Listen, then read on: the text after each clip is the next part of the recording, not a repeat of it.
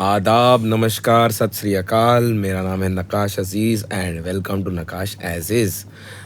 आज मेरे साथ में एक ऐसे इंसान बैठे हैं जो जिनके बारे में मैं सुनता था कि ये राजस्थान में ही रहते हैं और वहीं से वो ऑपरेट करते हैं और बहुत ही अपने में रहने वाले उस तरह के तो ये बहुत बहुत मिस्टीरियस कैरेक्टर रहे हैं मेरे लिए। और उनके गानों की जो सिंप्लिसिटी येट उसकी कॉम्प्लेक्सिटी हमेशा मुझे बहुत एक्साइट करती थी। और मेरा हमेशा से ऐसा मन रहा है कि कभी उनके वर्ड्स मुझे गाने का मौका मिले इंशाल्लाह। एंड वो तो खैर अभी ड्यू है, बट उसके पहले मेरे को उनके साथ बात करने का मौका मिल गया। हमारे देश के वन ऑफ द फाइनेस्ट शायर्स, please welcome Syed Qadri sahab. Sir बहुत बहुत शुक्रिया। Nice to meet you. Thank you so much. आप अपना समय निकाल के आप आए यहाँ पर। हम लोग काफ़ी देर से हम लोग बात कर रहे हैं और मैं आपको काफ़ी परेशान कर रहा हूँ और अभी भी करूँगा थोड़ी देर और। मैं परेशान होने के लिए आया। Thank you sir, thank you so much. मुझे बहुत कुछ पूछना है आपसे, बहुत कुछ जानना है और मेरे को बहुत ही फिलोसफिकल लेवल पे जी आपकी लाइफ को एक एक्सप्लोर करना है। ओके। अभी मैं आपको पूछ रहा था कि आपकी जर्नी के बारे में मैं पूछ रहा था कि क्या होता है, एक शायर कैसे बनता है। एक जोधपुर से एक इंसान, पैदाइश उसकी वहाँ से होके कैसे आप शायर बने, कैसे आप फिल्मों में आए, किस चीज़ से आपको अट्रैक्शन हुआ, क्या आपका थॉट होता था जब भी आप कुछ सुनते थे या किसी को देखते थे, तो क्या आपका थॉट होता था, क्या आपको इंस्पायर करता है, क्या आपको अच्छा नहीं लगता, ये सारी चीज़ें में बहुत कुछ है ऐसा। तो मैं क्या होता है, शायर बनता नहीं है, शायर पैदा होता है। वाह, क्या बात है। और वो ऊपर वाला उसको तौफीक देता है, उसके सीने में एक ऐसा दिल डालता है जो हसास होता है। वो दूसरों की तकलीफ देखता है तो खुद परेशान होता है, किसी की आंखों में आंसू देखता है तो उसकी आंखें नम हो जाती है ना।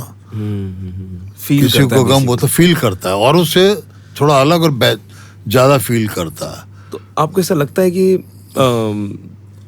और लोग नहीं करते ऐसा? नहीं, ऐसा नहीं है, और लोग करते हैं।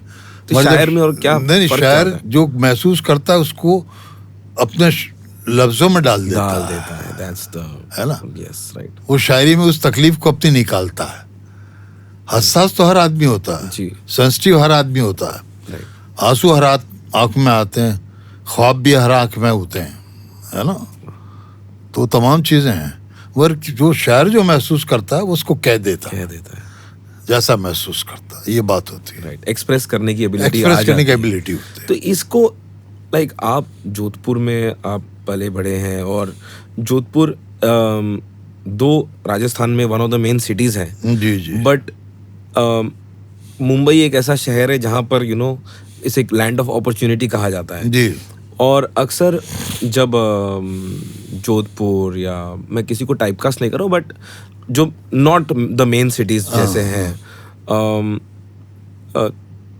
तो वहाँ से निकलना और अपना एक करियर परस्यू करना, ये ऑब्वियसली स्कूल कॉलेज में तो हम नहीं सोच रहे होते। जी बिल्कुल। तो ये कैसे आपका ये डाइवर्जन हुआ या आपकी जर्नी कैसे? देखिए क्या है कि बहुत सारे छोटे शहरों से, बहुत से कस्बों से और बहुत से गांव से बहुत टैलेंटेड लोग रहते हैं, पैदा होते हैं। जी। क्या जी। और वो दुनिया के सामने आते हैं, वहीं से आते हैं, है ना। राइट।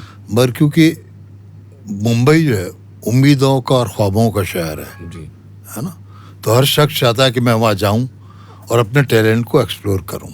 जी। जो वो सोच रहा है, जो उसके जहन में, उसके दिल में जो बनना चाहता है ना, उसको यहाँ एक बेहतर अपॉर्चुनिटी मिलती है उस चीज़ के लिए। तो लोग इसलिए यहाँ आते हैं और अपने आप को आजमाते हैं। बट एक अपना शहर, अपना घर, अपने लोग, अपने फ्रेंड्स, आप इतना टाइम स्पेंड करते हैं वहाँ पर, वहाँ से निकलना एक बड़ी हिम्मत या एक डेस्परेशन या एक नीड, एक ज़रूरत लगने लगती है। तो वो पॉइंट जब आदमी डिसाइड करता है, उसके पहले बहुत दिमाग में चलता होगा ना कि नहीं, दिमाग में तमाम लोगों के चलता है, जी। घर वालों के भी चलता है।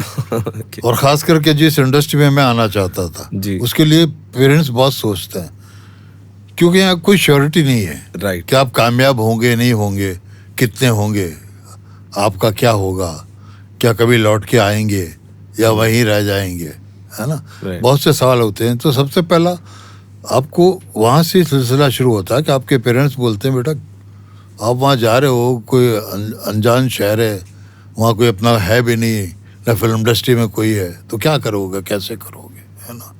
पर जिनमें जज्बा होता है Right. और जिनको लगता है कि मैं अपने आप को आजमाऊं, तो आते हैं वो लोग वहाँ, है ना।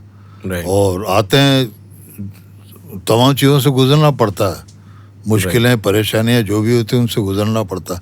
मगर आप टैलेंटेड हैं, है ना। सबसे पहली ज़रूरत चीज़ होती है नक्काश, ये कि आपको खुद अपने आप से मुलाकात करते रहना चाहिए, ओके। है ना।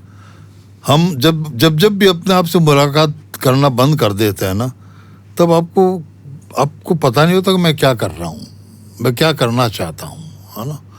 तो आपको देखना चाहिए कि आप में खुद में कितना दम है, जिस चीज़ के लिए आप टेस्ट करना चाहिए। हाँ, उसके बाद अब देर सवेर आपको कामयाबी ज़रूर मिलती है ना। पर उसके लिए सब्र रखना ज़रूरी है, अच्छा काम आना चाहिए आपको, है ना। ये दोनों चीज़ें बहुत ज़रूरी है। आपने स्कूल में ही लिखना स्टार्ट कर दिया था आप? हाँ, बता रहे मैं थे। क्या है, मैं जब मैं 8th या 9th स्टैंडर्ड में था तो कुछ लगता था मुझे, है ना। ओके। मैं किसी को रोता देखता तो मेरी आंखों में आंसू आ जाते थे, है ना। कोई तकलीफ में होता तो मेरा दिल करता था पूछूं यार इससे क्यों परेशान है। तो आपने पूछा कभी किसी को? आप ऐसा पूछा, जाके? है ना। मेरी पहली नज़्म में जो मैं कई बार लगता था यार मैं भीड़ में हूँ, मगर मैं भीड़ के साथ नहीं, मुझे लगता मैं भीड़ में भी अकेला हूँ, है ना। क्या कई बार बहुत से सवाल पूछता था मैं अपने आप से और अपने आसपास के लोगों से, भाई ये ऐसा क्यों है ना। तो मैंने एक नज़्म लिखी थी, है ना। ये आपकी फर्स्ट नज़्म? हाँ, फर्स्ट, कि क्यों मैं तन्हा हूँ, परेशान हूँ, क्यों उदास हूँ मैं। क्यों मैं तन्हा हूँ, परेशान हूँ, क्यों उदास हूँ मैं, खुद अपने आप से पूछा गया सवाल हूँ मैं। वाह, क्या बात है। है ना। दैट वो मेरी 9th या 8th स्टैंडर्ड की मेरी नज़्म है ना, लिखा मैं। तो देखता था ये सब क्यों होता है, ऐसा क्यों होता है तो क्यों होता है ना। चीज़ों को, तकलीफ़ को, रिश्तों को, वो तमाम चीज़ें जो होती हैं, तो वही तो आपको शायर बनाती है अंदर से। एक तो आपका दिल हसास होता है ना, ऊपर से ये तमाम चीज़ें, बस वही है मियाँ।